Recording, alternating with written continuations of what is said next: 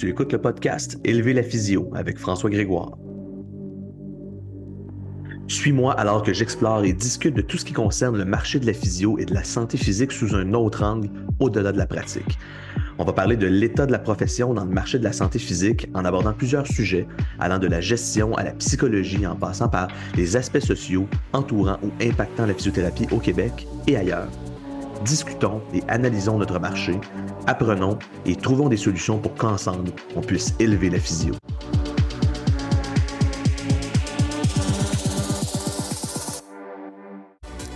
Bienvenue à Élever la physio avec moi-même François Grégoire. Aujourd'hui, je parle avec Blaise Dubois, qui n'a pas besoin de présentation au Québec ou à l'international, de surmédicalisation un peu et de plein d'autres sujets beaucoup. Alors, je te souhaite bonne écoute. Salut, c'est François. Je suis avec Blaise Dubois. Blaise n'a pas vraiment besoin de présentation. Si tu ne sais pas c'est qui Blaise, ça me surprend que tu sois en train d'écouter ce podcast-là.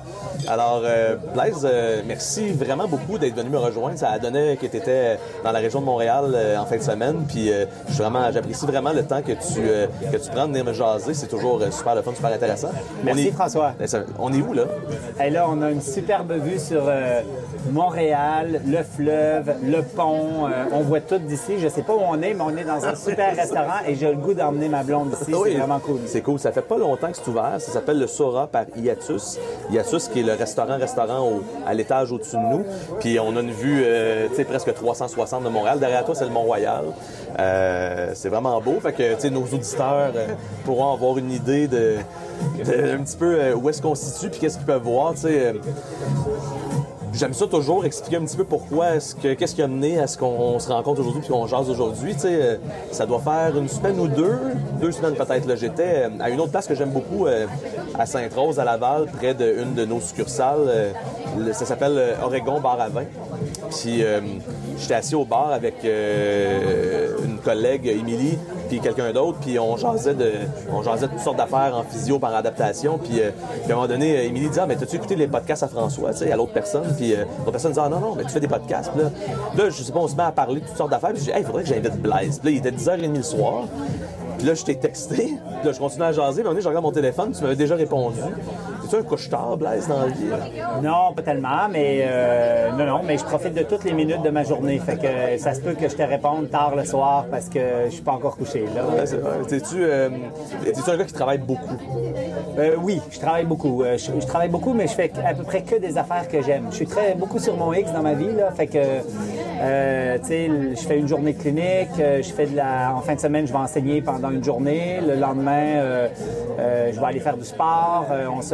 Présentement, on est dans de l'immobilier mélangé à de la gestion de clinique, mélangé à là, sur ton site. C'est ça, il y a plein de choses. Fait que, moi, ma vie est extrêmement chargée de choses, le fun, qui fait en sorte que je tripe dans ma vie. Là. Tu m'avais déjà dit que si tu fais des choses que t'aimes, tu peux travailler beaucoup, puis tu feras jamais ça un burn-out.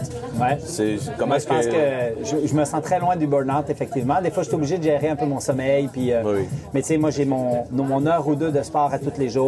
Je dors suffisamment. En tout cas, de temps en temps, je suis obligé de couper un petit peu, là, mais c'est vraiment pas une option habituellement.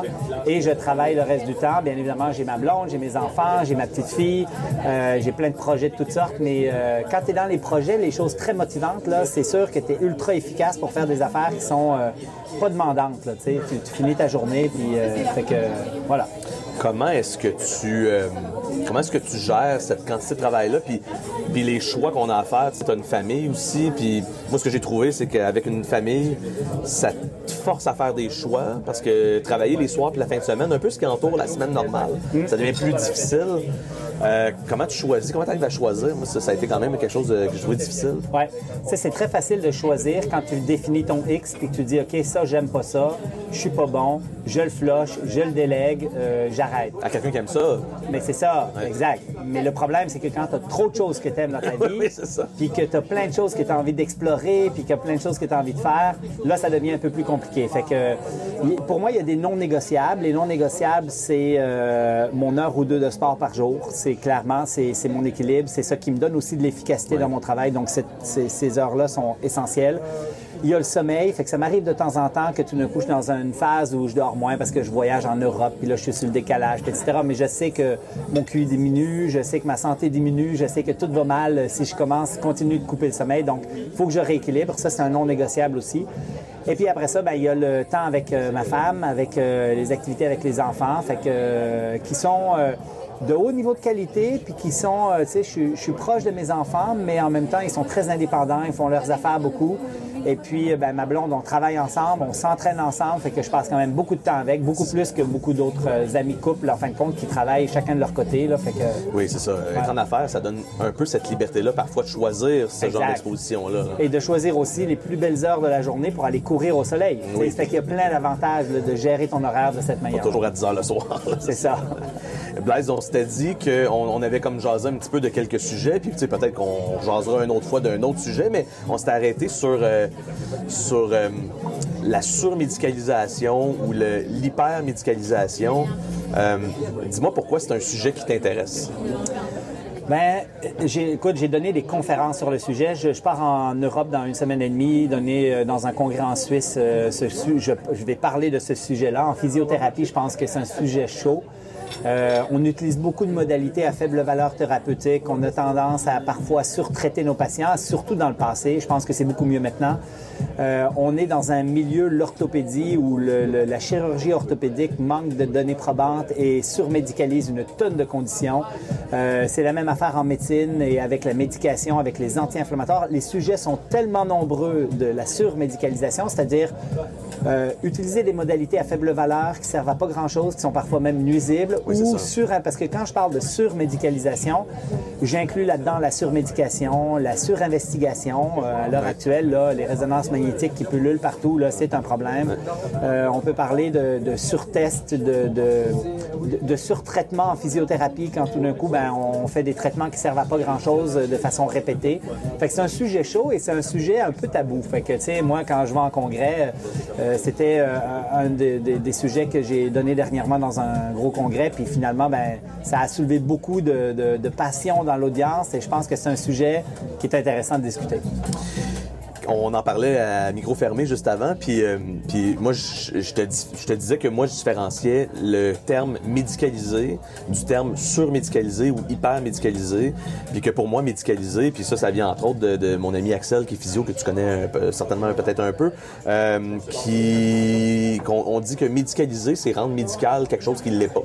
Donc, une différence de longueur de jambe, qui n'a pas d'impact. Donc, on pourrait médicaliser une pathologie, quelque chose qui n'est pas vraiment une pathologie, finalement, ou qui n'est pas vraiment un problème, puis que surmédicaliser, ça rejoint un petit peu plus ce que tu disais, là, faire des interventions qui sont pas nécessaires et qui sont certainement encore, dans ton sens, qui est plus grave, là, qui sont même dangereuses pour le patient ou qui amènent des risques inutiles. Ouais. Opérer pour rien, ça amène des risques inutiles. Infiltrer pour rien, ça amène des risques inutiles. Prendre la médication pour rien, puis surtout de façon prolongée, ça amène des risques inutiles, certainement plus grands que qu'est-ce que nous, on peut faire quand on ne devient pas invasif dans nos traitements, par exemple en physio. Si les données probantes démontrent que ça fait du sens d'aller dans cette direction-là, est-ce que tu vois ça de la même façon? Alors, on peut donner les définitions qu'on veut. Moi, quand je parle de médicalisation, c'est que quand le patient va voir un médecin pour recevoir, parce qu'il a mal à un tendon quelconque, puis qu'il reçoit de la médication, c'est de la médicalisation. Quand il vient me voir en physio parce qu'il veut un diagnostic, parce qu'il veut savoir quoi faire, pour moi, c'est de la médicalisation. Peu importe la définition qu'on y donne, il y a un moment donné où on dépasse le besoin du patient, on dépasse ce qui est nécessaire, on va du côté du surtraitement, du surdiagnostic, c'est-à-dire faire des diagnostics qui sont inutiles et qui vont amener au surtraitement. Ça veut dire faire du surtest, c'est-à-dire je recommande une radiographie, une résonance et c'est pas nécessaire. Quand on parle de surdiagnostic, c'est d'identifier, par exemple, des problématiques qui ne sont pas des problématiques. Qui n'existent pas. Exemple, une épine de le noir que je viens de trouver sur une radiographie. Finalement, c'est du surdiagnostic. Là, ça sert absolument à rien. Fait que c'est tout ça que je mets sous l'érige de la surmédicalisation. Mais après ça, il y a des définitions qu'on pourrait définir de façon plus propre, là, si on voulait. Puis tu sais, quand on regarde, par exemple, sur les réseaux sociaux, si tu vas sur Instagram, sur TikTok, est-ce que tu appellerais ça de la surmédicalisation ou de l'hypermédicalisation quand on commence à inventer des trucs qui n'existent pas pour justifier la problématique des gens? Ça, c'est clair. Ça, c'est sûr. C'est clair que ça fait partie de ça. Puis, tu sais, j'aime bien... Ian Harris a fait un peu une revue de la littérature sur l'intérêt de certaines thérapeutiques en médecine musculo-squelettique. Ian Harris est un Australien qui est orthopédiste, qui est très dur sur l'orthopédie et la chirurgie, qui a sorti des stats, qui a fait des choses vraiment impressionnantes, qui a écrit d'ailleurs 2 livres, là, dont The Surgery de Ultimate Placebo. Fait que c'est vraiment, ça traduit un peu ce que... Oui, ben, je pense que là, tu peux lire le livre, mais le titre veut tout dire. C'est ça. Et en fin de compte, ce qui sort, c'est qu'il dit qu'il y a à peu près 60% des interventions qu'on fait en médecine, de façon générale, qui ont une valeur scientifique et qui ont une démonstration d'effets positifs. Tu as à peu près 30% qui, en fin de compte, sert à peu près à rien. Et je pense qu'en physio, on est beaucoup souvent dans ce 30%-là, c'est-à-dire faire beaucoup de choses qui peut-être servent à rien puis qu'on ne remet pas en question. Mais il y a surtout un 10% qui sont nuisibles, qui sont problématiques, et en fin de compte, on justifie ce 10%-là simplement en se disant oui, mais on fait tellement bien à beaucoup de monde que c'est correct à un moment donné, mais il est important à considérer. Puis ça, c'est peut-être moins le propre de la physiothérapie, mais c'est clairement le propre de la médecine de façon générale que de se permettre d'avoir un 10% d'effets négatifs, c'est-à-dire on est délétère sur la condition, on augmente la chronicisation, on tue des gens, etc. Oui, carrément. Ouais. Parce que là, c'est ça, le risque qu'on a en physio est quand même moins grand que ce qui peut exister au niveau médical en médecine. Exact. Pourquoi est-ce qu'on fait ça? Surmédicaliser. On inclut ou exclut les personnes qui parlent. Pourquoi ça existe? Pourquoi... Je pense qu'une des premières raisons, puis d'ailleurs là-dessus, il y a une super bonne étude de l'AM qui a été publiée en 2020. En fait, il énumère justement c'est quoi les causes de la surmédicalisation. Puis une des causes, en fin de compte, c'est qu'on est de plus en plus dans une médecine défensive, médico-légale. On a peur de se tromper, on a peur de ne pas faire un diagnostic. On a tout faire au lieu de c'est ça. Puis là, tu dis, ouais, mais si jamais ça va pas bien puis je ne l'ai pas fait, ben je le fais. Mais si tu le fais pas, ben là, tu portes la responsabilité de ne pas avoir fait quelque chose. De même affaire pour les investigations. Tu sais, on pourrait faire des radios pour tout le monde qui se fait une entorse de cheville, mais on a des critères d'Ottawa précis qui nous disent, ben, tu t'en manques 1 sur 100 si tu suis les critères d'Ottawa. Fait qu'est-ce que ça vaut vraiment la peine d'investiguer tout le monde, d'avoir des coûts phénoménaux, d'avoir irradié certains patients, etc. Tu aurais irradié 99 personnes pour rien. C'est ça. Fait que là, on met en place des procédures pour essayer de justement éviter cette surmédicalisation, mais les raisons pour lesquelles on le fait, c'est la peur et tous les aspects médico-légaux, là, puis ça vient des États-Unis beaucoup, les poursuites, les affaires.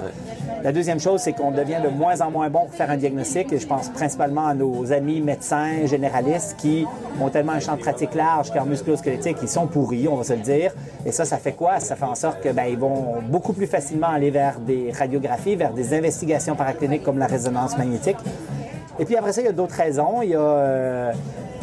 je pense à mon dentiste que j'adore, mais à chaque fois, il me propose des radiographies pour finalement mes dents. Là, à tous les 6 mois, en fin de compte, il y a probablement une machine qui veut rentabiliser. Puis on a vraiment... je sais pas, mais on surutilise des modalités probablement, et c'est très fort aux États-Unis et c'est assez bien démontré, de façon consciente ou inconsciente... on va dire incentive en anglais, comme on dit ça. Incitatif, oui. Un incitatif, en fin de compte, c'est qu'on a des avantages financiers à faire aussi de l'hypermédicalisation. Et là, on va tomber dans la physio. Le modèle ancien, on rembobine 20 ans en arrière. Peut-être encore trop jeune, là, mais 25 ans en arrière. Oui, 20 ans, j'étais aux études quand même. C'est ça. Fait que là, on rembobine, là, on faisait de l'électrothérapie, on faisait plein d'affaires qui servaient absolument à rien. Ça existe encore aujourd'hui. C'est sûr.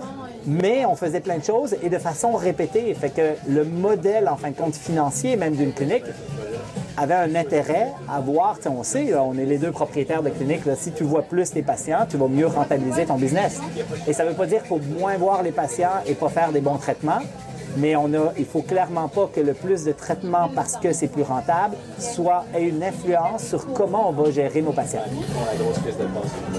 Comment est-ce qu'on sépare, On va aller ailleurs. Souvent, ce qu'on entend, c'est la physio. Ben, pas souvent. Ce qu'on entend de certaines personnes, la physio, ça fait partie des soins de santé qui devraient être payés par le système de santé publique. Donc, tu disais, là, on est les deux propriétaires. Les gens vont souvent dire, certaines personnes vont dire, ça n'a pas de sens que dans une clinique, tu sois payé basé sur le fait si tu as vu des patients ou pas, parce que ça va teinter ton jugement. Puis là, ben moi, ma réponse, c'est si tu es payé en ce moment et que tu travailles pour l'hôpital, s'il n'y a pas de patients, tu n'as pas de job non plus. L'argent a toujours un impact. T'sais. Et où la distinction entre... comment est-ce qu'on peut, dans notre cerveau d'humain, faire la différence entre qu'est-ce qui est payé puis qu'est-ce qui n'est pas payé, pourquoi est-ce qu'on voit un patient, pourquoi est-ce qu'on ne voit pas le patient, alors qu'il y a des gens qui vont penser que le système de santé publique est bien mieux placé pour traiter des patients compte tenu que les gens ne sont pas payés basé sur le fait qu'ils voient des patients alors qu'il n'y aurait pas d'emploi s'il n'y avait pas de patients de toute façon. Ouais. Oh, c'est une bonne question. On est dans un système, par exemple, où nous, on voit les patients aux 30 minutes. OK? Fait que tu as 30 minutes pour être avec un patient qui, lui, paye un service d'expertise. En plus, il ne paye pas pour 30 minutes, il paye pour un service d'expertise. Fait que si après 25 minutes, tu as fini ou que ça te prend 35, ça ne change absolument rien parce qu'il paye pour ce que tu es capable de y apporter. Il ne paye pas à l'heure. C'est ça. Le patient ne paye pas à l'heure, il paye pour un service. Là, de la même manière que... Après, nous, comme propriétaires, on a comme un temps alloué, puis là, ben nous, on paye, par exemple, nos physios aux patients. Fait que si tu fais plus de patients, ben tu es payé plus. Puis voilà. Fait que, tu sais, la structure est faite comme ça. Dans quelle mesure ça teinte le professionnel? Je te dirais si il n'y avait pas de temps précis par rapport à une évaluation, puis que, comme en médecine, tu pourrais voir juste un patient par jour, mettons. Ben c'est ça. Ou sinon, l'utopie, là. Non, mais sinon, on prend l'inverse. Tu es payé au patient, mais c'est toi qui décides du temps que tu passes avec. Oui. Fait que, un peu comme en médecine, en fait, compte, les médecins n'ont pas de temps alloué. Là, la moyenne est sur le praticien, en clinique externe, c'est 6 minutes. Fait que là, il faut qu'il fasse beaucoup de choses dans ces 6 minutes-là. Mais c'est sûr que si jamais il raccourcit son temps, il voit plus de patients, il est plus payé de l'heure. Fait que là, il y a une influence directe, par exemple, sur le médecin, sur on va dire, son efficacité ou d'un autre côté, son désir de voir plus de patients et donc d'être plus payé, et donc peut-être la qualité de son soin ou la qualité de son intervention et son salaire. Et c'est ça qui est problématique. Nous, en physio, moi, je trouve qu'on vit quand même pas ça parce qu'on a des temps alloués. Ils viennent en clinique, j'ai 30 minutes avec le patient, puis moi, je suis payé aux 30 minutes. C'est prédéterminé. C'est ça. Fait que, tu sais, il y a déjà des choses qui vont atténuer, je pense, cet effet de problématique de salaire. Mais sinon, nous, comme propriétaires, ben, on sait que le patient va payer un montant. Puis nous, on a plein de choses à payer, puis on a le physio à payer, puis à la fin, il faut faire 10 % de profit. Fait que ça fait partie de la game. Oui, c'est ça, exactement. Ouais. Il y a cette réalité-là de trouver un équilibre, je pense, puis d'essayer de s'enlever cette pression-là, qui est associée avec l'argent. C'est quelque chose qui... L'argent, c'est un méchant en physio, là, quand même. Oui, puis, tu sais, moi, j'ai fait des cours, parce que je suis dans des groupes d'entrepreneurs, puis on a des cours sur le pricing, puis etc. Puis j'ai fait une conférence dernièrement dans mon groupe à Québec PCN sur le pricing parce que moi, j'ai augmenté mes tarifs à 200$ Eval puis à 140$ le traitement. Okay? Puis à Québec, on est en dessous de Montréal en moyenne, fait que 200 puis 140, c'est vraiment haut par rapport à la moyenne Puis j'ai fait ça parce que de toute façon, je suis pas capable de voir les patients que je veux voir. Là, je les réfère à mes collègues. Je travaille une journée par semaine. Et si jamais j'annonçais mes tarifs, j'aurais encore beaucoup plus de patients que de ne pas les annoncer. Fait qu'il y a toute une question aussi, tu sais... T'as vu le papier qui est sorti là, sur la médication pour le Parkinson? Non, j'ai pas vu ça. Il y a une étude, c'est quelque chose d'assez récent, là, puis ça a été publié, je sais pas, je parle pas à travers mon chapeau parce que c'est une vraie affaire, là, mais on a un groupe contrôle, on a deux groupes contrôle parce que les deux reçoivent un placebo, ouais. Les deux reçoivent une injection saline, c'est des patients avec un diagnostic de maladie de Parkinson, et à la moitié, on dit, vous recevez un médicament bon marché, ouais. C'est le médicament qu'on donne à tout le monde, il est pas cher. Puis à l'autre moitié, on dit vous êtes vraiment chanceux de faire partie de cette étude-là. Vous recevez un médicament qui est très, très cher. Vous pourriez probablement pas vous le payer. Puis il y a une différence significative sur plein de points des gens qui reçoivent cette injection saline-là, basée sur qu'est-ce qu'ils se font dire, ouais. Basée sur le prix. Ouais. Et c'est des différences significatives sur le tremor, sur la force, sur la capacité de marche. Tu sais, donc là, je ne peux pas parler complètement D'où la force de croyance. Oui, c'est ça. Impressionnant. Oui, fait que le prix, tu sais, ça influence la perception que les gens ont de la qualité du service. Ouais. Puis c'est plus grand encore quand en psychothérapie, en physio, dans un contexte de relation avec le patient. Oui, certainement. Puis, ça Parce que payer plus cher va pas plus régler ton cancer sur ta radio puis ta chimio. Là, ouais. Mais tu me parles de cette étude-là. On a la même étude avec des chaussures de course, qui est un de mes dadas, tu le sais. Oui. C'est blind, on voit pas les chaussures, on te fait mettre les mêmes chaussures, puis on te demande c'est quoi la stabilité et le confort des chaussures. C'est exactement les mêmes, mais on te les vend différemment. Oui, oui. Plus cher, nouvelles technologies, etc. Exactement la même chose que tu viens de dire, et on voit des différences phénoménales entre les deux. Les gens courent probablement plus vite avec les chaussures plus chères. Se trouvent plus stables et plus confortables, du moins, ça c'était cette étude-là. Fait que, tu sais, c'est vraiment l'effet placebo, la manière dont on va gérer la chose a une influence énorme. Mais je reviens au pricing. Ça a une influence énorme, tu sais, sur ton résultat clinique, sur le fait d'être apprécié, que la personne veut te voir toi, tu sais, il y a une influence énorme là-dessus, tu sais. Fait que là, on a complètement dérapé, parce que pourquoi on parlait de pricing? En fait, je sais plus, mais on parlait d'hypermédicalisation. Puis, dans le fond, parce que tu me parles de souliers, là, tu me parles de chaussures de course, puis tu sais, t'es connu pour avoir, en tout cas au moins au Québec, puis certainement un peu à l'international, avoir rendu populaire le minimalisme en course à pied, ou en tout cas, ce que j'aime dire, la plus petite chaussure ou la plus près du sol avec le moins de technologie pour le confort de la personne ou les capacités de la personne. Puis là, on parle de moins médicalisé. Aimes-tu ça, les choses simples, Blaise? Tu sais, mettons, moins, less is more, tu sais? Ouais. Toi, la philosophie de la clinique du coureur, c'est pourquoi l'option la plus simple ne serait-elle pas la meilleure? Et dans les cours qu'on donne, surtout en thérapeutique, j'utilise continuellement l'acronyme KISS pour décrire comment on va orienter un plan de traitement. Keep it simple, stupid. Okay? Commencez par ça. Et effectivement, on complexifie au maximum, on surintellectualise beaucoup, plein de conditions, plein de choses. Et j'aime toujours ramener ça à la plus simple des expressions. Là, tu sais, OK, mais l'homme de Cro-Magnon, comment il faisait, tu sais, dans le temps, comment on faisait, si on n'avait pas toutes ces technologies, comment on ferait, puis... Et ça m'a amené souvent, ces réflexions-là m'ont amené souvent à quelque chose de beaucoup plus simple, qui m'ont amené dans la bonne voie, je dirais. Là, la complexité de plein de choses amène l'hypermédicalisation. L'hyper-intellectualisation nous a amené en physio à faire plein de choses qui servent absolument à rien, que maintenant on a des études qui nous disent que ça sert à rien, simplement parce qu'on a réfléchi à des choses, puis on a poussé plus loin des affaires qui ne nécessitaient pas d'être poussées plus loin. C'est quoi la responsabilité du patient dans cette réalité-là, tu sais, où les gens arrivent et demandent des choses parfois que, même si tu voulais pas la donner, la personne la demande, tu sais. Je dis pas que toi tu la donnes, je dis pas que moi je la donne, mais c'est parce que là, tu regardes qu'est-ce qu'on voit sur les réseaux sociaux, l'hyper-intellectualisation d'une problématique. Là, on est loin du KISS, là. On trouve des problèmes, puis là, quand les gens se font expliquer quelque chose d'hyper complexe pour leur problématique, ah ben là, tout à coup, ça fait du sens, puis ça va probablement, à certains égards, améliorer leur chance d'amélioration, compte tenu c'est compliqué, puis là, je suis avec quelqu'un qui comprend ça, puis là, dans le fond, on monte un bateau, là, carrément. Là, je sais pas si la personne qui baigne là-dedans est totalement consciente. Je pense que les gens veulent bien faire de façon générale, mais ils vont aller trop loin dans leur du surdiagnostic. On le voit en physio, on le voit dans les autres thérapies alternatives aussi, puis on le voit certainement en médecine. Tu sais, et où l'équilibre c'est les thérapeutes qui donnent ça, donc les patients veulent ça, ou les patients veulent ça parce qu'ils le voient quelque part, donc ils demandent ça. Puis... Mais moi, j'aime quand même dire qu'on a une grosse responsabilité comme thérapeute, là, parce qu'on a éduqué nos patients pendant des années. Fait que, tu sais, on les a éduqués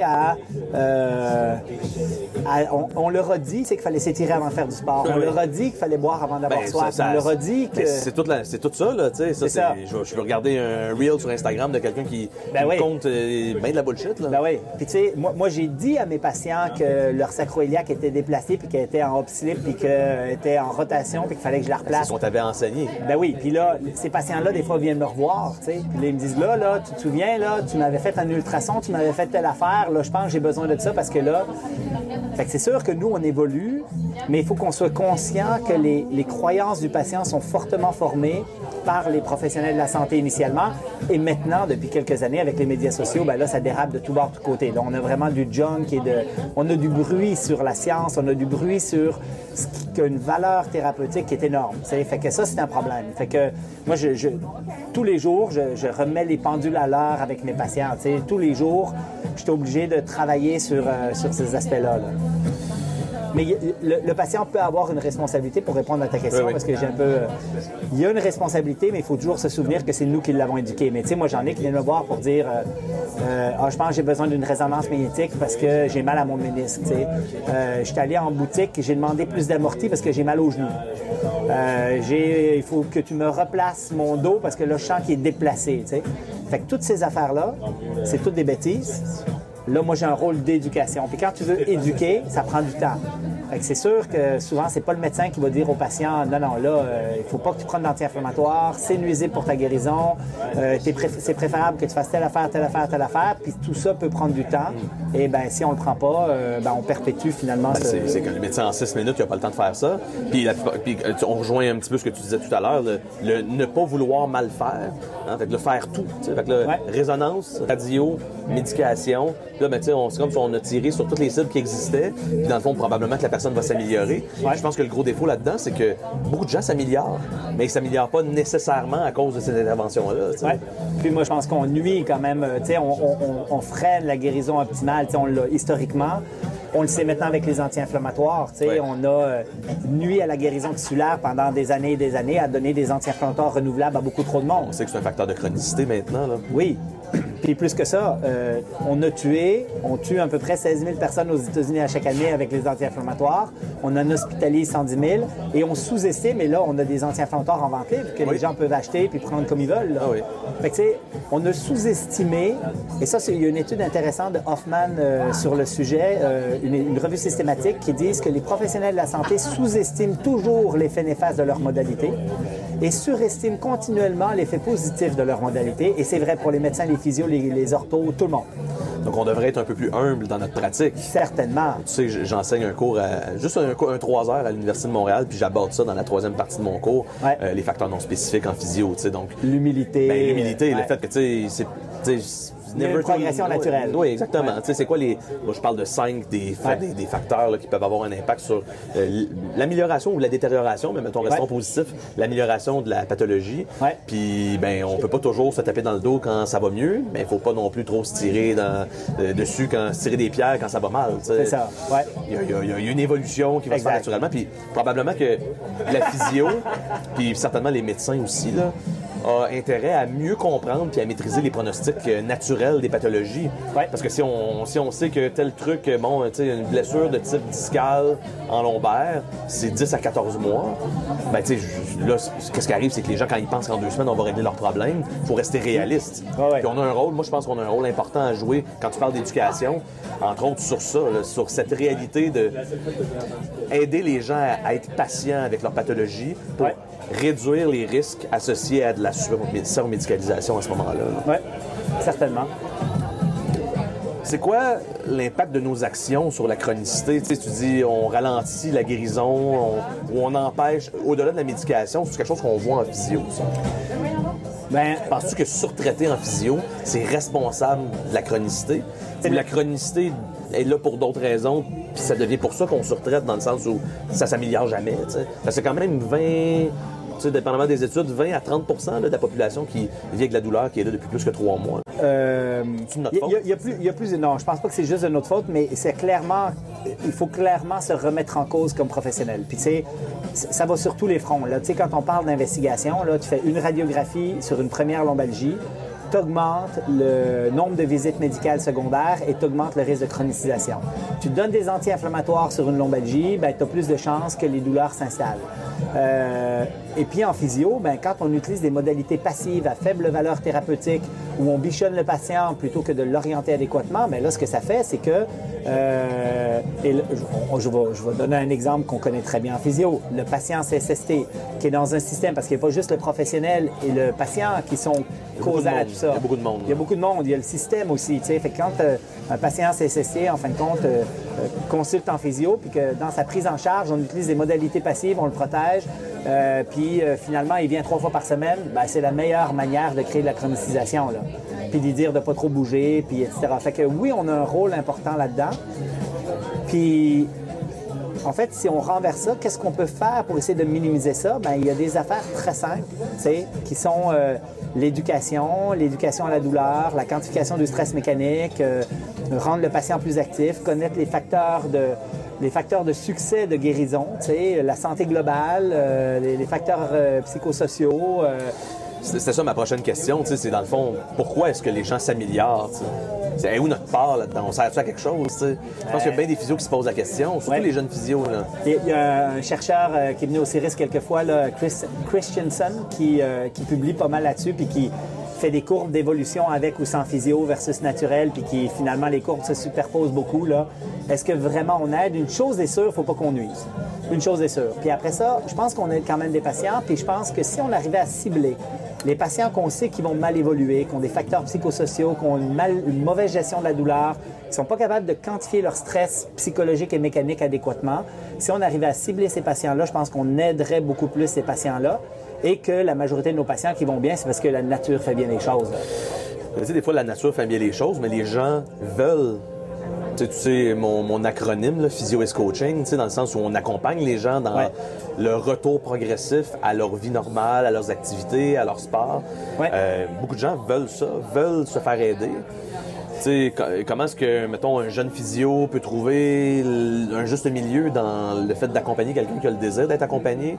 Puis je vais même aller plus loin. Il y a des gens que même si on veut les aider à mieux comprendre, leurs croyances sont tellement puissantes qu'il y a beaucoup de gens là, chez qui c'est impossible à changer. Donc, il est où notre rôle de... Est-ce que si je fais plus de physio que ce que techniquement ce serait nécessaire, j'empêche la personne de tomber sur des opiacés?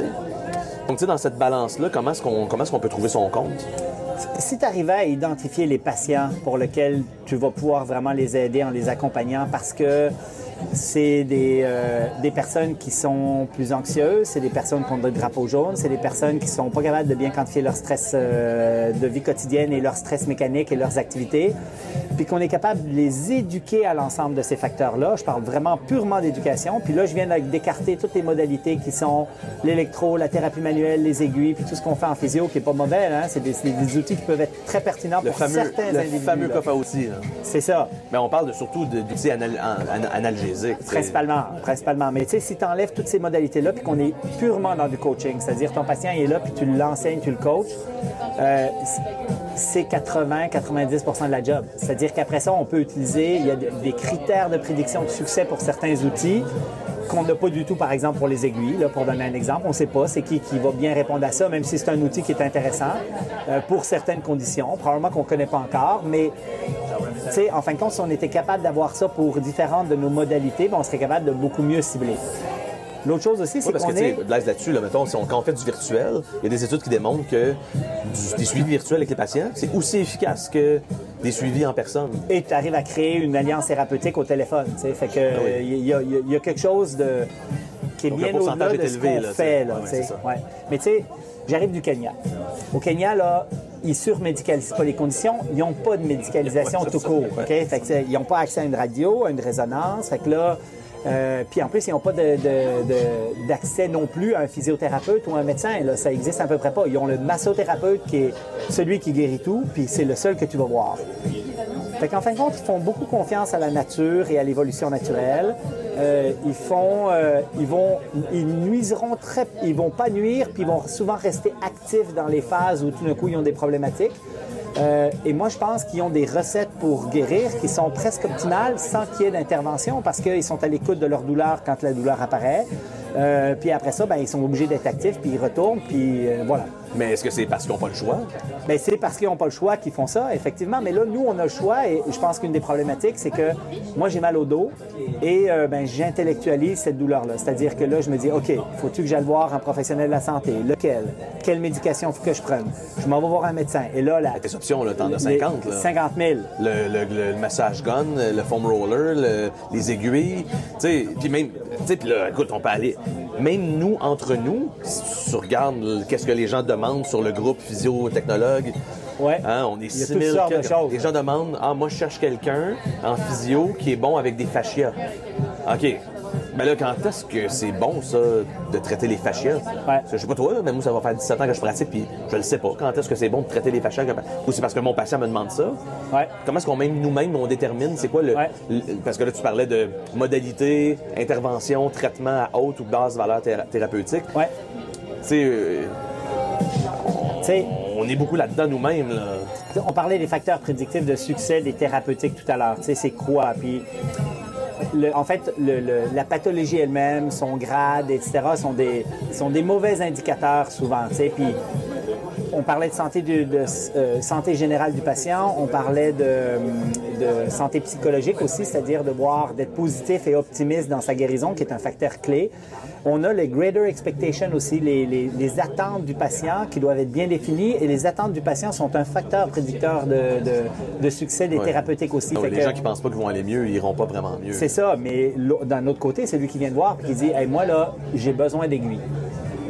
Qu'est-ce qu'on fait avec ça? Tu sais, moi, je fais pas d'aiguille, il faut que je le réfère à mon collègue. Oui, il me dit, je veux voir un chiro, je le réfère à un ami chiro. C'est que la plupart du temps, ces gens-là ont eu soit du succès avec une modalité dans le passé, mais que le succès a été causé ou pas par cette modalité-là. Exact. C'est que, j'ai fait de l'ultrason avec la machine fermée 10 fois sur la personne qui s'améliore naturellement. Elle va penser que l'ultrason a participé à faire améliorer sa condition. Exact.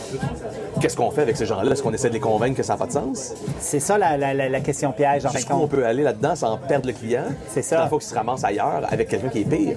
Tu sais, je te donne une étude intéressante sur l'acupuncture, où ils ont fait de l'acupuncture placebo versus de la vraie acupuncture. C'est pas que des cure-dents, Et ça. ils y ont demandé aussi c'est quoi les attentes du patient, croyez-vous ou pas à l'acupuncture.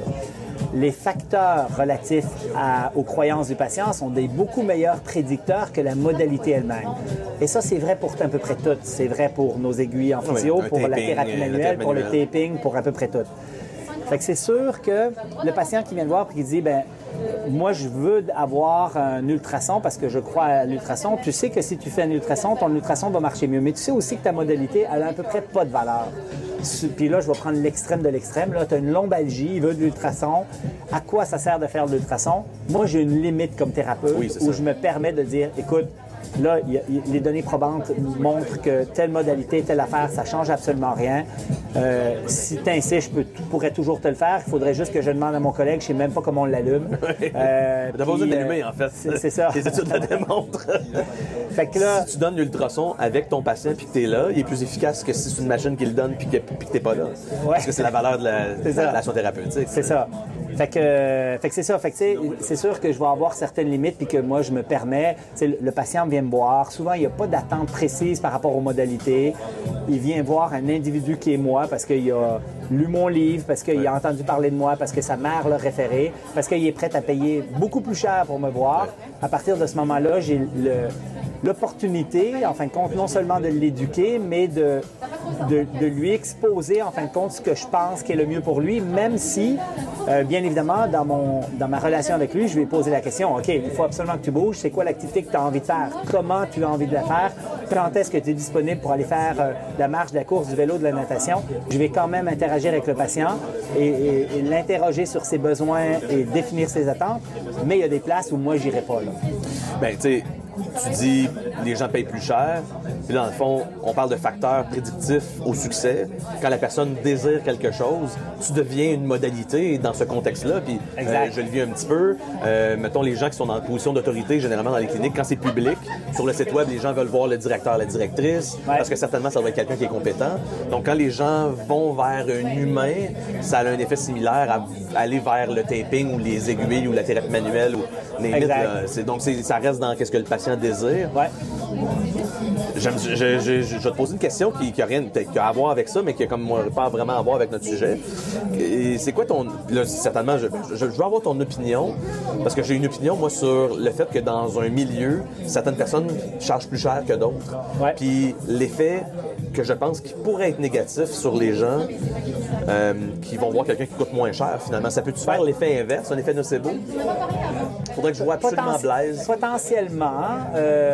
Toi, chez nous, à PCN, on a 2 tarifs principaux. On a le tarif expert, donc après 5 ans d'expérience et des cours postgradués et un nombre de références personnelles important. Oui, juste le nombre d'années, c'est ça. passé. C'est ça. Il y a du monde très poche à 30 ans d'expérience. C'est sûr. Mais tu sais, on a comme un tarif expert, puis on a un tarif plus régulier. Là, à un moment donné, on l'appelait junior, ce qui n'était pas une bonne idée. Fait qu'il ne faut pas avoir l'effet négatif sur ça. Puis moi, j'ai des physios qui sont très jeunes et qui sont ultra compétents, qui arrivent à créer des alliances thérapeutiques ultra fortes avec les patients. Parce que là, après ça, on peut parler, c'est quoi la compétence en physio? C'est quoi la compétence en physio? Ça, c'est une autre question. Mais clairement, on va revenir à l'alliance thérapeutique qu'on arrive à créer, puis etc. Fait que je comprends ta question. C'est la maîtrise des facteurs non spécifiques, je pense, qui rend les gens compétents. D'abord, de comprendre à quel point est-ce que ça dépend pas juste de nous, la capacité à aider les gens. Oui, entre autres, je suis d'accord. Parce que l'anatomie, puis la biologie, puis on les a faites à l'université, là, tout le monde est ou au collège, là, je pense que la plupart des gens ils connaissent ce truc-là. Là. Oui, mais il y en a qui étaient très forts en anatomie, puis d'autres qui étaient moins forts. Mais tu peux être très fort en anatomie, mais si t'es pas capable de créer une relation thérapeutique avec quelqu'un, c'est qui le meilleur physio, Blaise? Celui qui est très fort en anatomie, mais qui a de la difficulté à créer une relation thérapeutique avec quelqu'un, ou l'inverse? Ben oui. Fait que, tu sais, quand tu prends les 3 sphères du savoir, du savoir-être et du savoir-faire, on réalise que le savoir-être est une sphère primordiale dans cette création d'alliances thérapeutiques et c'est ça qui va avoir une influence importante sur la guérison tissulaire du patient, parce qu'il y a des études qui font ce lien-là direct. Tu crées une alliance thérapeutique forte, biologique. Ton patient va guérir plus vite. Pour quelle raison? Ben là, on peut trouver plein de voies d'explication. Ça rejoint les statistiques des gens en vieillissant qui sont seuls, plus de risque de décès. Ben oui. Donc, le support est important. Là. Fait que là, je reviens à ta question initiale, parce que là, on tire partout. Là, c'est le fun. C'est ça qui est le fun. Est-ce que d'avoir 2 tarifs, c'est problématique? Puis nous, on ne le vit pas comme un problème. Les personnes qui appellent en physio, souvent, vont être assignées un physio. On a un souci de la compétence du physio, donc on a un onboarding dans nos cliniques qui est ultra performant sur justement la formation interne, etc., pour faire en sorte que nos physios soient compétents justement sur l'alliance thérapeutique, toutes ces choses-là. Mais là, après ça, ben, comme propriétaire, à un moment donné, ben, ton physio, il augmente en salaire, puis arrive à un moment donné où ça devient compliqué. Là. Fait que là, on a un tarif expert qui justifie, en fin de compte, le fait qu'on l'a augmenté pendant un certain nombre d'années, puis à un moment donné, ben, la rentabilité sur ce physio-là est beaucoup moindre. Et là, ben, on augmente les tarifs et ben, on arrive à être plus juste au niveau de, justement, combien il nous coûte, combien ça coûte, etc. Moi, j'ai décidé de ne pas afficher officiellement mon tarif. Les gens appellent et demandent toi. Ben oui, c'est ça. Parce qu'il y a des gens qui appellent et demandent toi, puis dans le fond, ils disent « non, j'aimerais mieux voir quelqu'un d'autre. » Bien, depuis que toi, ça fait à peu près bientôt 1 an là, que j'ai augmenté mes tarifs, là, c'est arrivé une fois que la patiente a demandé à me parler, puis elle m'a dit « Écoute, j'ai pas les moyens. » Puis j'y ai donné des conseils. Je l'ai orienté à un physio qui est meilleur que moi pour traiter ce genre de conditions-là. Et puis, elle va voir un de mes collègues qui est probablement aussi bon que moi pour plein de choses, puis qu'elle va connecter avec. Et si elle connecte, ben, elle viendra plus me voir, puis ça ne change rien dans ma vie, ni dans la sienne. Ben oui. Fait que, tu sais, je ne l'affiche pas, mais certainement, si jamais j'affichais mon tarif ouvertement et officiellement, j'aurais encore plus de demandes. Parce que les gens ont une perception que si tu es plus cher, tu es meilleur. Puis je dis, en blague, je dis toujours, tu sais, je suis le plus cher parce que je suis le meilleur. La réalité, c'est que c'est parce que je suis le plus cher qu'on croit que je suis le meilleur. Oui. Ben, il y a une cause à effet ou un effet de cause. Ça va dans les deux sens d'une certaine façon. Dans tous les cas, ça sert à rien non plus d'avoir une liste d'attente de 300 personnes, puis là, d'avoir de la double dans le toupette, d'essayer de voir tous ces gens-là. Fait que généralement, ajuster les tarifs a un impact là-dessus. T'sais. Quand tu disais juste les gens qui veulent vraiment venir te voir viennent te voir, puis tu as plus d'efficacité avec ces gens-là, tu les vois peut-être moins. Puis tu sais, entre charger 120$ ou 200$, sincèrement, sur l'accessibilité des soins, qui est la préoccupation principale qu'on a quand on augmente nos tarifs, c'est de dire, OK, l'accessibilité des soins, malheureusement, actuellement, on ne l'a pas. En physio, on est beaucoup trop cher. Moi, à Québec, les gens qui n'ont pas les moyens d'avoir de la physio, il y en a des tonnes et des tonnes. Il faut faire quelque chose pour ça. Mais ça change. Moi, ceux qui me voient, là, ils sont prêts à payer plus cher pour avoir un service puis pour me voir moi. Puis sinon, ben, ils ont plein d'autres options en plus. Mais clairement, pour l'accessibilité, il faut faire autre chose. Puis moi, je pense que là, on est dans des... Il faut qu'on se questionne comme profession comment on peut faire de la philanthropie, comment on peut voir des gens gratuitement, comment on peut essayer de répondre à des besoins pour aider des gens qui en ont besoin. Mais ça change en rien. Il ne faut pas que celui qui est le plus sensible à ton prix tire le prix vers le bas. C'est-à-dire qu'à un moment donné, tu as une valeur comme professionnel, puis il faut que tu sois capable d'émettre, de donner cette valeur-là. Tu sais, les comptables, les fiscalistes, les avocats ont des tarifs qui vont de 150 jusqu'à 500 et à Montréal probablement 1000. Tu sais. À Québec, on est autour de 300 à 500 en moyenne là, pour ces professions-là. Tu sais, fait que... Donc, il n'y a pas de sous-métier, mais tu vas au garage puis tu vas payer 130, 150 pièces de l'heure juste pour le... Tu n'as pas payé de pièces, là. Ouais. C'est le tarif du mécanicien, du mécano. Ouais. Donc, je pense qu'effectivement, ça mériterait d'être répété, la valeur qu'on a, on est capable de donner. Et c'est pas parce qu'on a de la valeur que ça enlève nécessairement... vouloir être moins cher, c'est pas toujours positif, t'sais. Mais comme je le disais, c'est que ça ne change rien de vouloir être moins cher sur l'accessibilité des soins. Oui, c'est ça. Les gens, il y en a qui ont les moyens, il y en a qui n'ont déjà pas les moyens. Qu'est-ce qu'on peut faire pour aider ces gens-là? Qu'est-ce qu'on peut faire? Bien, plein de choses qu'on peut faire. Parce que déjà dans l'échelle de ce qu'on offre en physio, un tarif horaire à voir quelqu'un en personne 1 à 1, par exemple, c'est pas mal le top de l'échelon. Il y a beaucoup d'entreprises et beaucoup de business, à l'extérieur de la physio, par exemple, ont d'autres offres. Des offres moins chères, moins spécifiques, moins personnalisées peut-être, mais où tu peux quand même avoir un certain service. Physio, moi, je pense que tu peux faire du conseil rapide. Tu pourrais, en fait, on est dans une réflexion justement à PCN sur comment on peut faire être un peu plus philanthrope comme organisation. T'sais. Avec la Clinique du Coureur, on a un fonds philanthropique. On a déjà ramassé plus de 100 000 dans ce fonds-là. On donne à des causes de toutes sortes. Et on fait de l'éducation beaucoup, là, qui est notre volet philanthropique pour les enfants, sur les chaussures. On a créé une chaussure pour enfants qui est minimaliste parce que ça ne se trouve pas sur le marché, qui est un projet purement philanthropique, qui nous a coûté des sous.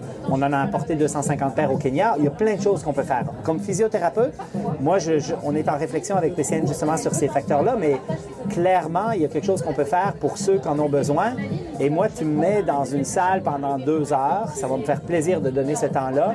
Et les gens viennent me parler de leurs problèmes, puis je leur explique comment gérer ces choses-là de façon à en accélérer, faire de la physio, on va dire, rapide, mais qui est de l'éducation, et pas des ultrasons et de la thérapie manuelle, de l'éducation, et je vais pouvoir aider une tonne de gens. Oui, tu peux parler à 20 personnes en même temps là, quand tu fais ça. En plus, donc tu optimises ton temps. Ben oui, puis quand je donne des conférences, puis qu'il y a 300 personnes dans la salle, puis que je leur explique la quantification du stress mécanique, t'imagines-tu le nombre de traitements de physio qu'on vient d'économiser avec cette conférence-là? Ben, ou de médicaments, ou de... Oui, les éduquer au fait que les anti-inflammatoires nuisent à la guérison, que c'est des choses qu'il faut dire. T'sais.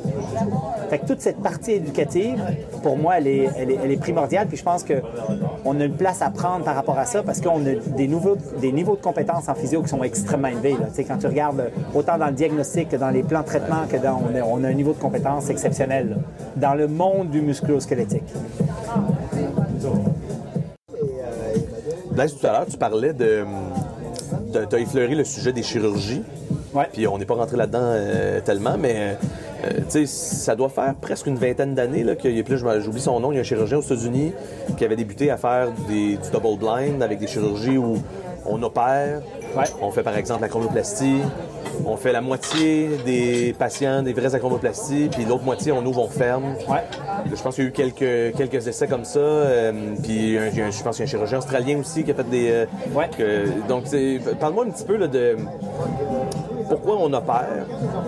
On se rend compte finalement qu'on fait des chirurgies, je pense avec un peu de recul, pour lesquelles on n'a jamais vraiment fait de vraies études double blind pour, en tout cas pas suffisamment pour faire quelque chose qui est quand même très invasif.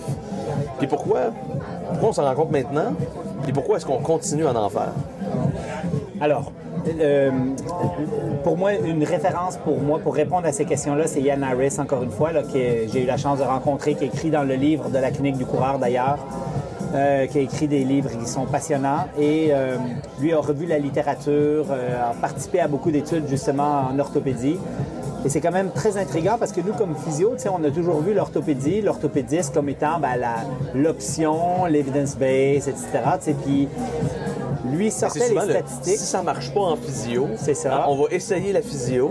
Puis si ça fonctionne pas, il y a l'option d'opérer Ouais. ou d'infiltrer. C'est ça. Puis tu sais, quand on regarde, Yann Harris soulevait le pourcentage de chirurgies qui sont vraiment evidence-based, OK? Et là, ça devient très intéressant. D'abord, on a de l'evidence-based où on a comparé des chirurgies sur comment on les fait. Exemple, approche antérieure, approche postérieure versus ouverte versus arthroscopique. Et là, on compare deux chirurgies pour savoir laquelle est la meilleure, mais ça ne nous dit pas plus si elle est bonne ou pas. Oui, c'est ça. On la compare pas avec rien. C'est ça. Fait que tu as à peu près la moitié des chirurgies qui existent actuellement, qui sont fréquemment utilisées, qui ont des évidences, des randomized controlled trials, des études randomisées contrôlées, en fin de compte, qui comparent les méthodes. C'est seulement 1% des études en chirurgie orthopédiste qui ont vraiment comparé avec une chirurgie placebo ou pas de chirurgie pour voir l'évolution de la condition. Tu as 1% des chirurgies qui sont evidence-based en orthopédie. C'est quand même impressionnant. Donc, ça veut dire qu'on prend pour acquis que ça marche, finalement, avant même. C'est comme ça. si on prenait pour acquis que c'était vrai. Exact. C'est la vérité tout infuse, puis... Puis tu sais, un bon exemple de chirurgie, en fin de compte, qui a été investigué davantage assez récemment, c'est 2016-2017, là où il y a eu les premières chirurgies, c'est les ménisectomies. Fait que là, c'est des groupes d'Europe du Nord, là, les Suédois puis les Norvégiens, là, qu'on fait des études où là, on a fait des bonnes études randomisées contrôlées, puis on a dit, OK, on va faire la chirurgie placebo versus vraie chirurgie. Et là, on fait des suivis de 1, 2, 5 ans pour essayer de voir qu'est-ce que ça fait comme outcome, puis est-ce que, bon...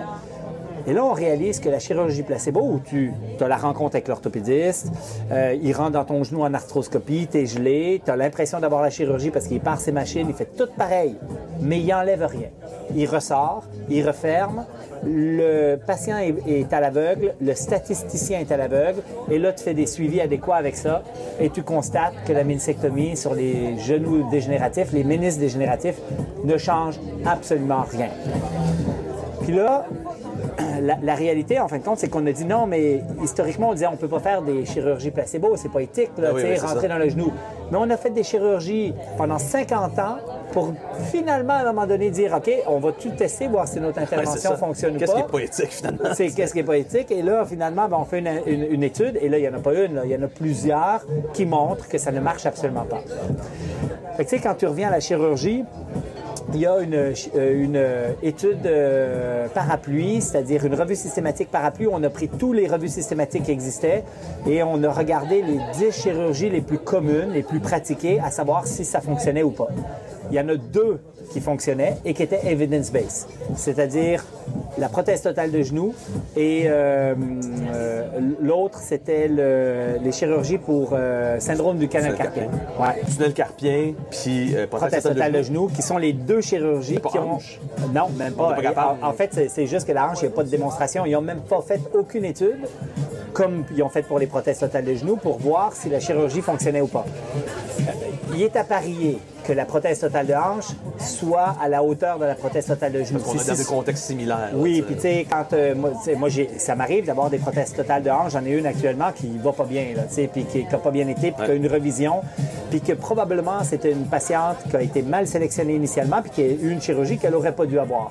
Puis il y en a de toute façon de temps en temps comme ça, mais de façon générale, si tu sélectionnes des patients qui deviennent fonctionnellement très limités avec de l'arthrose avancée, avec des douleurs importantes, les prothèses totales souvent fonctionnent. Fait que peut-être qu'un jour ça va migrer, mais il n'y a juste pas de science.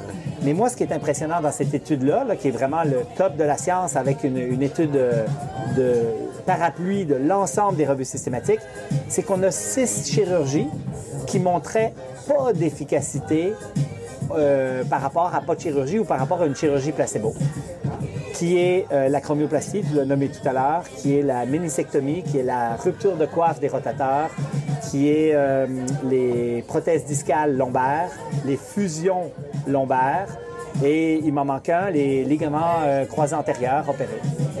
Fait que tu sais, tu as 6 chirurgies qui ont été étudiées avec des groupes placebo ou des groupes pas de chirurgie, et on constate finalement que la chirurgie, de façon générale, sert à rien. Encore une fois, si on avait une sélection adéquate des patients puis qu'on prenait des déchirures de coiffe aiguës chez des jeunes personnes qui sont massives, bien, probablement que ces personnes-là répondraient à davantage bien, mais quand on regarde l'ensemble de la littérature avec les critères qu'on a actuellement, on fait une tonne de chirurgie pour absolument rien. Rule of thumb, des chirurgies pour des traumas. tu sais, dans le fond post-traumatique, semble avoir des effets significatifs, mais des chirurgies pour de la dégénérescence, une douleur qui persiste trop longtemps, entre guillemets, parce que là, c'est ça, c'est quoi la tolérance du patient, c'est quoi la tolérance du thérapeute? Oui. Fait que, tu sais, si je reprends les ménisectomies, on les a fait pour des ménisques dégénératifs, effectivement, c'est pas efficace comparé à chirurgie placebo ou à pas de chirurgie. Sur les ménisques traumatiques, on a des nouvelles études qui, en fin de compte, ont regardé dans quelle mesure, même avec des syndromes mécaniques de blocage, en fin de compte, si on n'opère pas puis qu'on fait un traitement conservateur, dans quelle mesure on a une évolution favorable. Et c'est à peu près 75% des ménisques avec historique de mécanique, en fin de compte, qui évoluent aussi bien sans chirurgie qu'avec chirurgie. Donc, présentement, si tu mélanges ces deux affaires-là, on va dire, il y a peut-être 80% des chirurgies méniscales qu'on fait pour rien. Fait que c'est quand même, pour moi, c'est très interpellant parce que quand on parle de chirurgie, on est dans des interventions avec un danger potentiel, avec un effet de nuisance potentielle qui est à considérer parce que le rapport risque-bénéfice n'est pas du tout le même que si je fais de la thérapie manuelle et que j'essaye de masser le quadriceps pour régler un ménisque. Au pire, ça s'améliore progressivement dans le temps. Oui. Tout seul. Exact. Sans chirurgie. C'est ça. Dans le fond, tu as quand même sauvé une chirurgie potentielle. C'est ça. Puis là, tu sais, c'est la même affaire pour les croisés. C'est que dans mon temps, c'est-à-dire il y a très longtemps, quand j'évaluais en accès direct quelqu'un qui avait un croisé positif, c'est-à-dire j'avais un Lachman positif, puis là, je me disais, OK, il y a une rupture complète, je l'envoyais systématiquement à l'orthopédiste, ce qui n'est pas une bonne pratique actuelle. Maintenant, on devrait commencer par une rééducation pour voir dans quelle mesure il reste avec une incompétence fonctionnelle, une instabilité fonctionnelle qui fait en sorte que ça devient un critère chirurgical et non pas la rupture du croisé. Fait que là, ce qu'on peut faire maintenant, c'est commencer par les traiter de façon conservatrice et puis les suivre. Et puis après ça, si jamais ils ont des récidives de dérobade persistante, bien là, à ce moment-là, ça devient une indication chirurgicale. Mais là, ça correspond à 10, 20, 25% des croisés antérieurs, 30% peut-être, mais pas 100% comme on faisait dans le temps. Tu sais, quand on parle de pourcentage comme ça, ce que je trouve toujours passionnant, c'est que le patient, pour lui, il est toujours dans le pourcentage qu'il en aurait besoin. Tu sais, comment est-ce qu'on deal avec le fait que tu as des patients à qui tu vas dire, mais non, 95% des lombalgies vont s'améliorer. Oui, mais moi, tu sais, 95%. Oui, c'est ça, mais 95% des lombalgies, il n'y a rien de grave, tu sais. Ben, dans le 5% qu'il y a quelque chose de grave, ça peut-tu être moi? Les gens paniquent. Bien fait. Ben, en fait, sur cette question-là, comment tu abordes ça avec le patient? La normalisation de sa condition avec le patient, de dire, écoute, il y a 68% des gens qui, asymptomatiques, on leur fait une résonance magnétique de la hanche et on leur trouve une lésion du labrum. Moi, j'ai 50 ans. À 50 ans, j'ai 80% de chance d'avoir de la dégénérescence lombaire revue systématique avec plus de 3000 patients. Fait que, tu sais, tout ça fait en sorte que je normalise aux patients, en fin de compte, ces paramètres-là. Baramjam avait d'ailleurs sorti l'acronyme VOMIT, puis après ça, on avait aussi la manière de normaliser chez le patient, puis de lui exposer ces statistiques qui finalement font en sorte que le patient n'a pas... ça va le rassurer, ça va faire en sorte, en fin de compte, qu'il va prendre cette information-là et qu'il va, en se normalisant, peut-être réduire son anxiété, réduire l'effet nocebo de la trouvaille radiologique ou de sa maladie. J'ai une lombalgie. Mon grand-père, il a eu des hernies discales, puis lui, ben, il a été obligé d'être opéré. Puis, oui, c'est ça. Ben, c'est ça. Dans ma famille, il y en a. Tout le monde a. Ben, là, c'est parce qu'on rentre dans des croyances, des croyances très puissantes dans le cerveau des gens que ben, mon grand-père avait ça, donc moi j'ai ça. Lui, qu'est-ce qui l'a aidé, c'est ça. Donc moi, ce que je dois avoir, c'est ça. Essayer de changer d'idée à quelqu'un, c'est très difficile. Sur les croyances, c'est même très, très difficile. Bon, impossible, parfois, si on n'est pas capable de passer par eux pour essayer de leur amener des questions, moi, je peux pas confronter quelqu'un en disant non, ça, c'est de la bullshit. Si c'est une croyance bien ancrée, je fais juste le renforcer, en fin de compte, dans sa propre croyance. Oui, fait que, tu sais, il y a des manières d'essayer de démolir des croyances, mais une des choses, en fin de compte, c'est de l'amener à réfléchir sur la croyance qu'il a. Souvent attendre que la personne elle-même pose des questions, à partir du moment où le lien de confiance a été bâti. Là.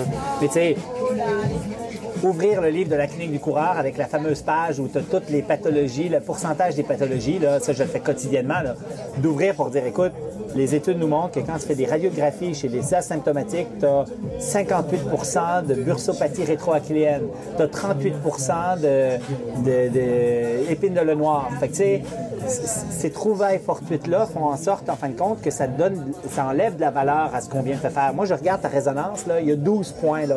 Il y en a un qui est peut-être relatif au diagnostic clinique que je viens de te faire. Les autres, c'est toutes des trouvailles fortuites. Ah oui, puis tu sais, il y a des études là, où j'ai pas mal au dos, mais je fais faire 10 IRM à 10 endroits différents, qui ont inclus par 10 radiologistes différents, qui me trouvent au-dessus de 50 pathologies différentes, qui se recoupent même pas nécessairement dans les papiers, dans le résultat, finalement. Où, tu sais, une image, ça reste bien une image, finalement. Là. Ouais.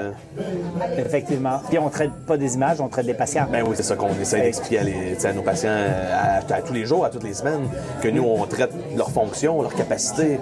Puis dans le fond, ça revient toujours à de la quantification du stress. T'sais. Ouais. Moi, j'aime beaucoup. J'ai sorti quelque chose la semaine passée. C'est le mélange de Calm Shit Down, NQSM. Ouais. Fait que voyons, c'est comment il s'appelle le Adam physio. Mickens ou... Non, Greg Lehman qui dit Calm Shit Down, Shit Back Up. Fait que c'est Calm Shit Down, NQSM. T'as vraiment fait 95% de ta physio avec ça. Là. Ouais. Bon, mettons, peut-être on devrait donner plus de place à la relation thérapeutique. Ouais. Mais oui, ça fait partie clairement de notre... des outils qu'on peut utiliser très rapidement en clinique avec un cost effectiveness très élevé, c'est-à-dire combien ça me coûte en temps, en énergie, en argent pour moi, pour le patient. Je veux que ça coûte le moins cher possible pour le plus d'efficacité possible. Cette partie éducative, c'est-à-dire d'être capable de dire au patient, OK, là, c'est pas grave, c'est normal, le rassurer, puis après ça, lui dire, OK, là, c'est ce qu'on va faire, puis on fait un plan de match, c'est bien doser le stress que tu vas avoir, augmenter ta capacité en faisant des exercices, en augmentant ton temps de sommeil, etc. Bien, ça, là, c'est la majorité du traitement. Pourquoi est-ce qu'on apprend tous ces outils-là, puis ces thérapies-là, puis tu sais, à l'université, là, on en passe du temps là, à peaufiner, puis c'est parce que c'est juste l'évolution naturelle du diplôme qui s'en va toujours vers le mieux, puis qu'on peut pas toujours être à la fine pointe de... Ou est-ce qu'on justifie le fait que j'ai du temps, donc je dois enseigner quelque chose? Ou... Non, mais moi, je pense qu'il y a beaucoup de ça. Tu sais, tu reviens à mon éducation il y a 25 ans, quand j'ai gradué. C'est quand même différent d'aujourd'hui. On évolue, en fin de compte. On enseigne de plus en plus de choses aux jeunes physios, en fin de compte, pour qu'ils deviennent meilleurs et qu'ils soient plus efficaces. Là. Ça, pour moi, c'est clair. Tu sais, 2 cours d'électrothérapie, passer 4 cours de thérapie manuelle. C'est beaucoup, à un moment donné, les cours d'électrothérapie vont-tu disparaître? Ben, là, en fait, le plus gros problème, c'est que c'est un acte réservé en physio. Fait qu'on est obligé de l'enseigner parce que quand tu deviens membre de l'ordre, tu peux l'utiliser. Puis tu as un acte réservé associé à ça. Donc, disparaître complètement, non. Mais je pense 3 heures, ça serait assez là, pour faire le tour de ça. Ouais. Une fois 3 heures. Tu sais, un cours fourre-tout, là, où tu viens tout plugger les choses, là, hein, la diathermie à onde courte, là, ça a déjà existé. Je te montre la machine sur un acétate, là, tu sais, pour être encore vieux jeu, là. Puis c'est tout. Voici un ultrason, voici les paramètres que tu peux y mettre. D'ailleurs, les paramètres ne changent pas grand-chose sur l'efficacité. Faut juste pas que tu le laisses là traîner sur un tissu, c'est dangereux. Je pense que pour faire plus de place à les capacités d'éducation de nos professionnels, l'entrevue motivationnelle, parler des déterminants fondamentaux de la santé, parler davantage d'alimentation, bouger, le sommeil. C'est un rôle important qu'on a à jouer en physio là, par rapport à ça. Puis ça a un rôle important ça a un impact important sur la surmédicalisation puis les coûts de société. Et je pense qu'on est de meilleur en meilleur, en fin de compte, sur ces paramètres-là. Moi, je pense juste qu'on perd encore beaucoup trop de temps sur certains paramètres, sur certaines choses. Pourquoi on fait tant de choses? C'est moi, je me suis quand même construit comme thérapeute par la thérapie manuelle pour prendre confiance en moi et pour augmenter mon alliance thérapeutique. La thérapie manuelle n'a rien à voir avec l'alliance thérapeutique. Pour moi, là, c'est 2 choses. Mais elle m'a servi à développer des alliances thérapeutiques plus fortes parce que j'avais une croyance que mon outil allait aider le patient, parce que je touchais à mon patient, parce que je rentrais en contact avec mon patient et parce que quand j'allais faire un cours, je revenais avec de la confiance, le torse bombé. Et là, j'étais content d'avoir appris, puis là, je vais aider des gens, puis là, je vais faire quelque chose avec ça. Fait que, tu sais, moi, ça a été mon école, la thérapie manuelle. Maintenant, ça peut être autre chose, là. Mais ces cours-là servent beaucoup aux physiothérapeutes à se donner confiance. Puis quand on parle de greater expectation, là, c'est pas juste pour le patient. En fin de compte, c'est pour le thérapeute aussi. Les croyances du thérapeute vont l'aider à lui devenir plus efficace dans ce qu'il fait puis être meilleur comme thérapeute. avec un mélange d'expérience puis d'exposition à différentes choses, là, finalement. Il y a quelque chose qui est frappant là-dedans, puis ça aussi, c'est des discussions que j'ai eues avec d'autres personnes, puis je serais curieux de savoir qu'est-ce que tu en penses. Puis en fait, je sais un peu qu'est-ce que tu en penses, mais je suis curieux de t'entendre parler là-dessus. Tu sais, au Québec, puis dans beaucoup de systèmes de santé, publics ou privés, partout dans le monde, puis d'ailleurs, j'aimerais ça aussi t'entendre sur comment ça se passe ailleurs, là, parce que tu en vois là, ailleurs dans le monde. Ouais. Tu sais, on paye beaucoup pour des interventions comme société, finalement, qui servent à rien. Tu sais, la PTG puis la PTH est remboursée, puis la chirurgie pour la chronoplastie, c'est dans le système public, mais la physio, ça, on n'a pas grand-chose, là, finalement. T'sais. Alors, la société accepte de payer des interventions qui sont pas nécessairement efficaces, très loin dans le spectre, avec une augmentation de risque, une augmentation de chronicité, alors qu'on paye pas les interventions qui devraient se faire d'emblée au début. Ouais. On retombe sur du privé, on retombe sur des assureurs à ce moment-là. Ouais. Mais en fait, tu as raison. La seule chose que je vais me permettre de dire, c'est que c'est un peu de notre faute. En fait, les physios, on a fait du massage puis de l'électro pendant des années, OK? Fait que j'ai rien contre le massage, hein? J'adore me faire masser, puis moi, je pense que ça fait beaucoup de bien. Mais quand on parle d'une profession... Le problème, c'est souvent, c'est de faire que ça. C'est ça, exactement. Puis, tu sais, l'autre chose aussi, c'est que comme profession, si on veut que les médecins nous réfèrent des patients, si on veut que le système public paye pour nos interventions, il faut d'abord et avant tout qu'on soit capable de montrer qu'on est important, qu'on est essentiel, ce qu'on est en train de montrer. Là, moi, je pense qu'on évolue et qu'on va utiliser des modalités à haute valeur thérapeutique et qu'on va être efficace comme profession.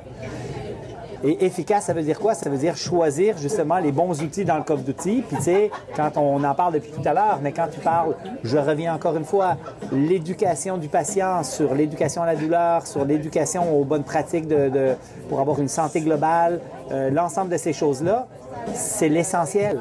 Fait que c'est sûr que moi, si j'étais un politicien puis que je regardais la physiothérapie puis que ce que je vois de la physiothérapie, c'est des modalités passives puis c'est des traitements répétés qui servent à pas grand-chose, bien, c'est sûr que ça me donnerait pas le goût. Fait que moi, je pense que ça passe par nous. On a cette responsabilité-là. Et ce qu'on fait là, puis ceux qui vont nous écouter puis qui vont peut-être être choqués pour certaines parties de ce qu'on va dire, ben j'espère qu'on sème des graines pour faire en sorte que les professionnels grandissent, s'élèvent un peu, puis soient capables de prendre la hauteur sur qu'est-ce qu'on fait, puis comment on peut être meilleur comme profession et comme individu dans cette profession. Comment est-ce que, tu sais, une des difficultés qu'on a en physio, tu sais, quand on décortique un peu notre façon de réfléchir, quand on est avec un patient, tu sais, on va évaluer sa condition. Ça, on est pas mal bon là-dedans. On va poser un diagnostic en physiothérapie. On est assez bon là-dedans, à savoir c'est quoi les problématiques avec le patient. On est même rendu de mieux, on est de meilleur en meilleur avec le pronostic d'une pathologie. J'ai de plus en plus enseigné aussi en milieu universitaire. Tu sais, mais entre les deux, tu as les interventions, puis tu as être capable de démontrer que de consulter en physio, c'est plus efficace que de ne pas consulter. Alors, comment est-ce qu'on fait en physio pour montrer qu'on est plus efficace? Ça semble être la chose la plus difficile à faire. Oui. Ben, puis efficace plus que rien, puis efficace plus que d'autres. Oui. Mais idéalement, il faut qu'on mène des études bien menées, puis c'est ces études-là qui sont coûteuses. Là. Quand tu fais un suivi de 100 patients avec des thérapeutiques, puis tu fais un follow-up de 1 an sur l'évolution de sa condition, puis que tu veux suivre sa fonction, sa douleur, son niveau d'activité, il y a une complexité quand même dans ces études-là qui rendent ça difficile, tu sais. Mais moi, je pense sincèrement que c'est par la science qu'on va réussir à démontrer la valeur de nos interventions. Et c'est pas juste de produire plus de science, mais c'est aussi de l'analyser actuellement, parce qu'on a plein de sciences qui nous guident actuellement sur des meilleures pratiques.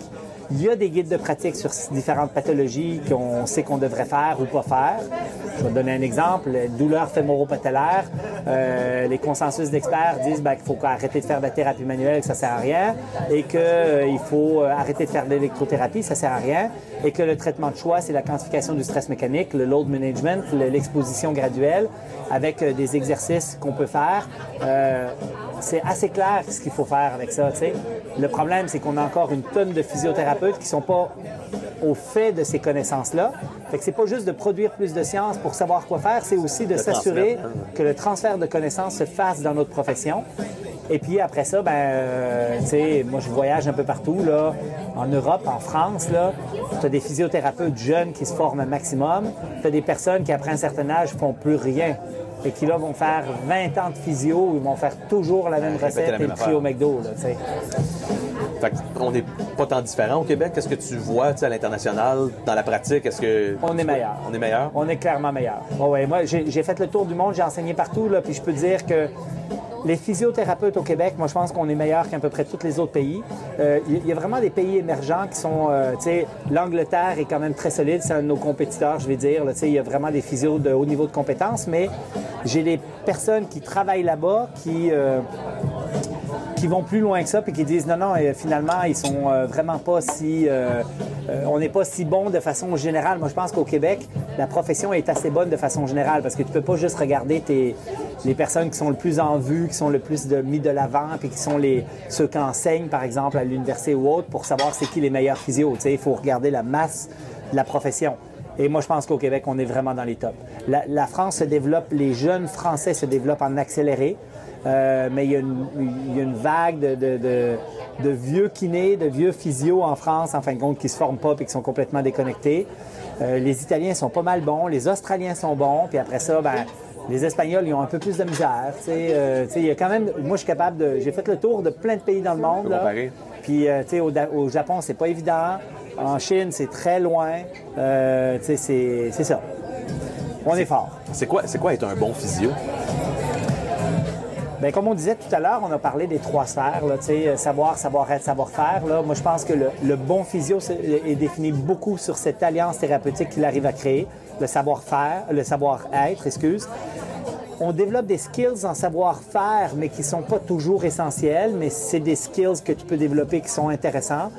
Et bien, le savoir va souvent nourrir tes autres sphères aussi, c'est-à-dire quand tu apprends, quand tu t'éduques, exactement, bien, ça fait en sorte que tu vas avoir un peu plus de confiance, tu vas être capable d'en faire plus. Est-ce que les systèmes dans lesquels les professionnels pratiquent ont un impact sur la qualité de leurs soins? Dans quel sens? Ben, tu sais... Genre, je travaille en public, en privé ou... L'organisation du travail.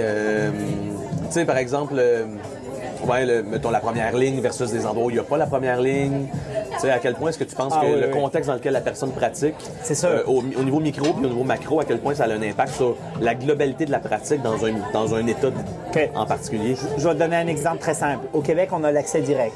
C'est-à-dire que à PCN, je pense que c'est 92 % des clients qui viennent nous voir qui n'ont pas vu de médecin avant. Ils arrivent direct. Et ça a changé beaucoup depuis les 20 dernières années. Il est à temps, là? C'est en 94, je pense qu'on a eu l'accès direct. Ça fait 30 ans, là. Ouais. Fait que oui, en France, ils ne l'ont toujours pas.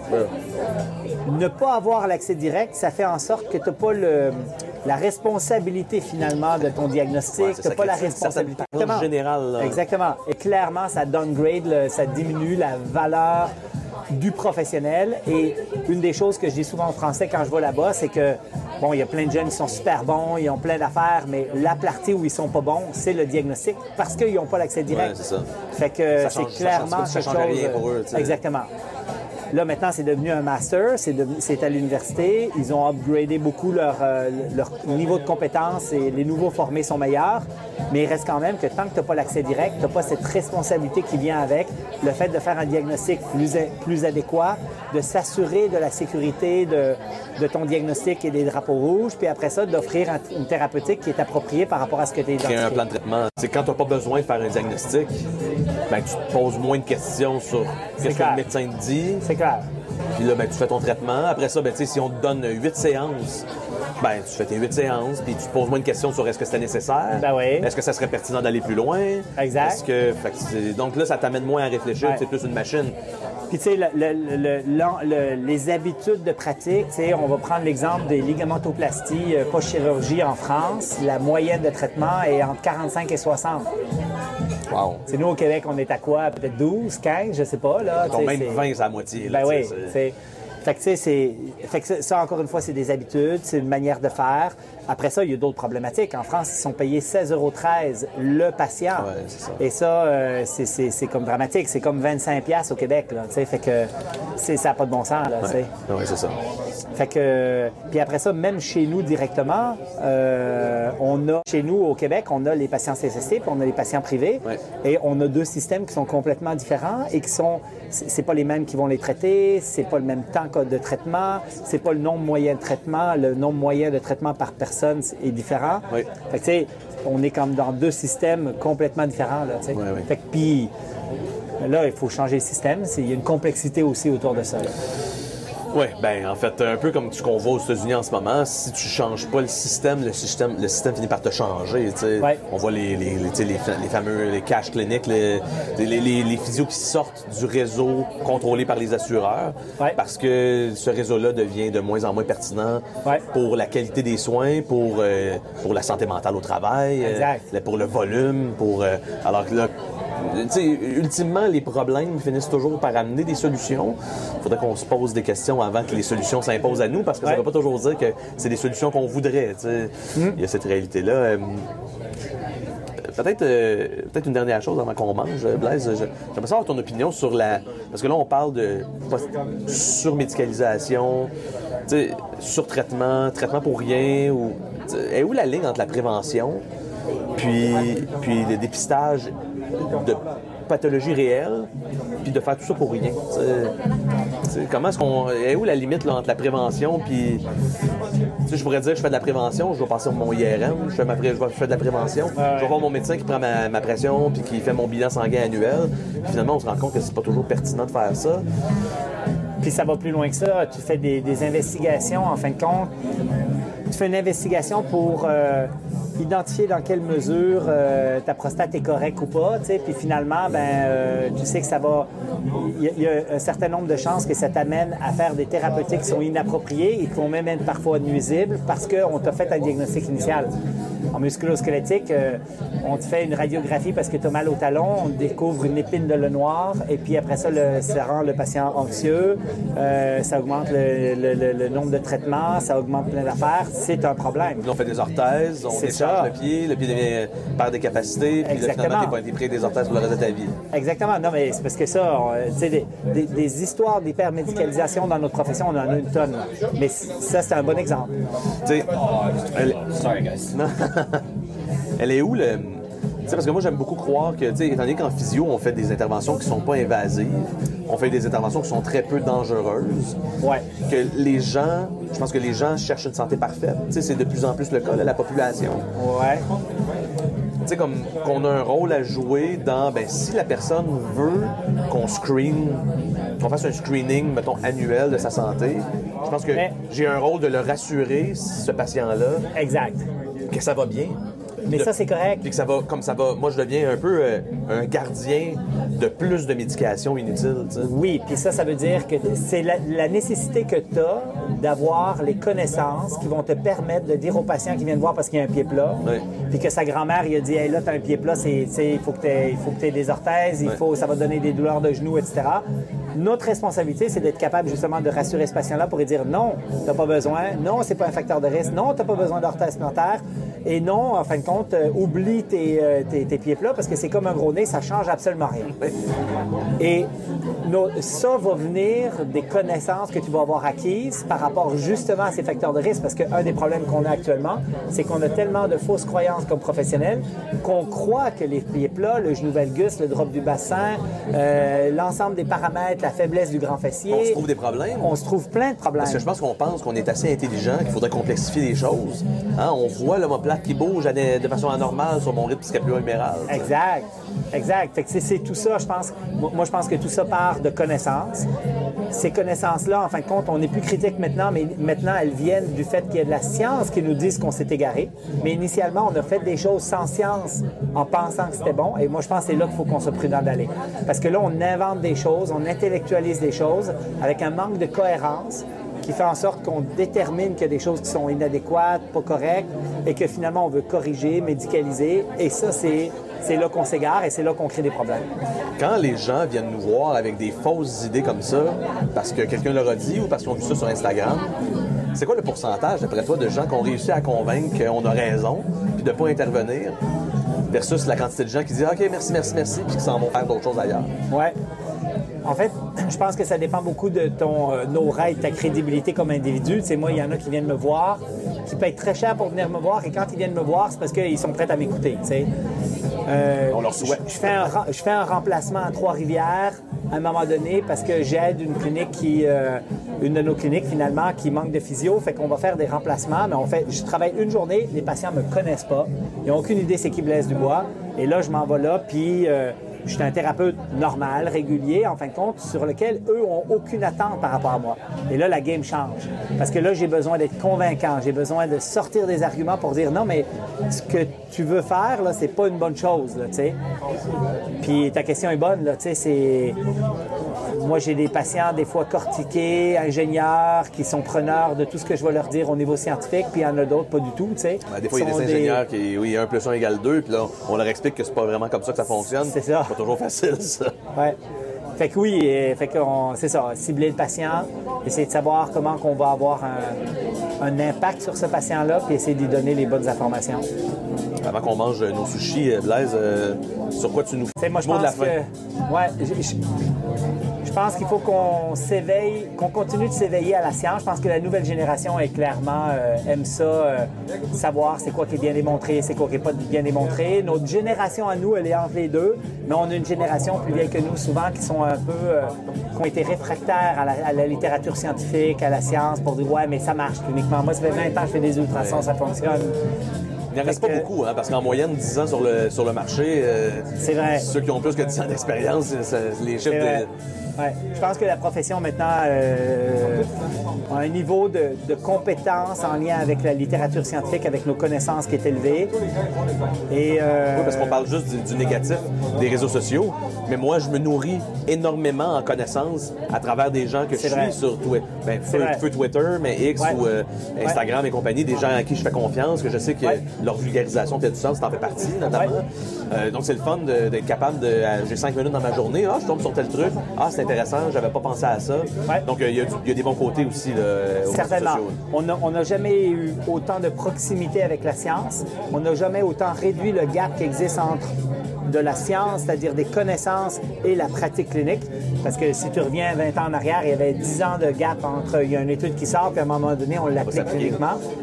La problématique avec les médias sociaux, c'est qu'on a réduit ce gap-là, mais il y a énormément de bruit et de confusion associée. Parce que là, il y a plein de bullshit qui se fait à travers tout ça.